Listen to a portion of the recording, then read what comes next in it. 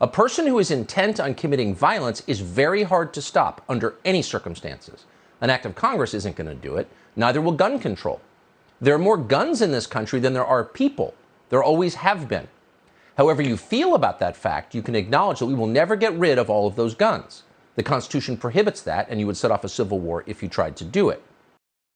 That, of course, was Tucker Carlson, who never misses an opportunity to talk about civil war, to incite the possibility of a civil war. It's what he likes to do. He loves to spout the white replacement theory conspiracy. It's his bread and butter.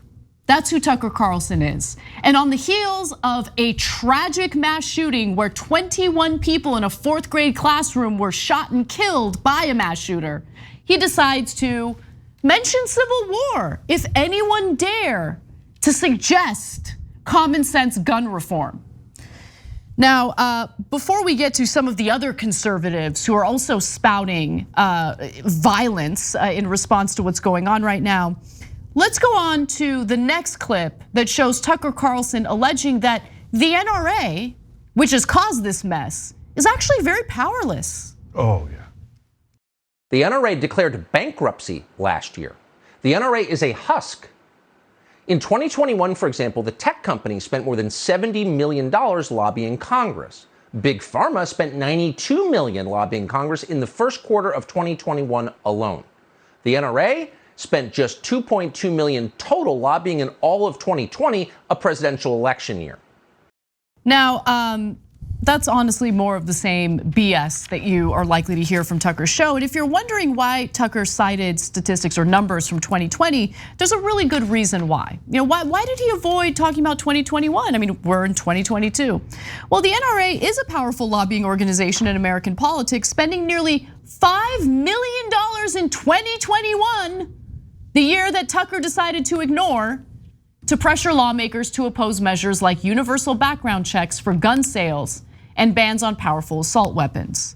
And by the way, $5 million is still not nearly as much as other industries. And yes, the NRA is in the midst of a financial issue, like financial troubles.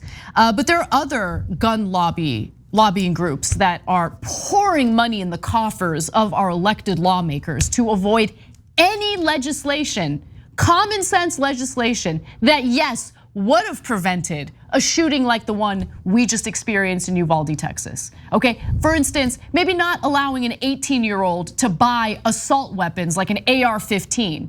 Maybe reconsidering high-capacity magazines. Maybe actually doing these background checks that wouldn't actually impact this shooting because he didn't have a criminal record and a mental health professional didn't, red flag him. But there were certainly potential common sense regulations that could have prevented this from happening. But the pro-life crew just loves watching kids get gunned down as long as they get to protect the gun lobby and the precious resources that get poured into the coffers of these lawmakers.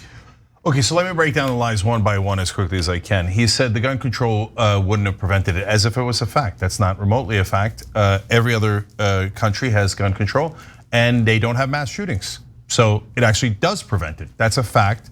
He said the exact opposite. He lies so matter-of-factly. Then he went on to say, there have always been more guns in this country than people. Also not true, not remotely true. In fact, we reported on the show a couple of years ago when we had a situation where finally there were more guns than people in the country. That's mental, and that's why we made note of it. And it wasn't always that way. You hear about, Wild Wild West, we've always done. No, the shootout at the OK Corral killed 2 people. And at the time, they thought that was so outrageous, it became the legendary shootout at the OK Corral. That was the Wild Wild West when they thought 2 people dead was a big deal. 19 kids dead. No, the country's gotten way more violent, way more guns, and Tucker pretends that that's not true. It's what our founders would have wanted, Cenk. Our founders, the founders of this country would have wanted 19 kids to be gunned down in a 4th grade classroom.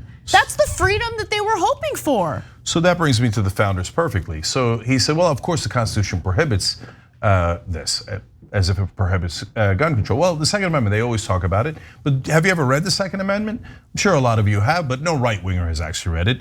It says, a well-regulated militia being necessary to the security of a free state, the right of the people to keep and bear arms shall not be infringed. It is very, very clear. It is for a well-regulated militia. They weren't shy about it. They put it right there. A well-regulated militia. Well, in fact, it's the only part of the Constitution that talks about regulation. It says guns must be regulated. Instead, they flipped it on its head, saying guns must not be regulated.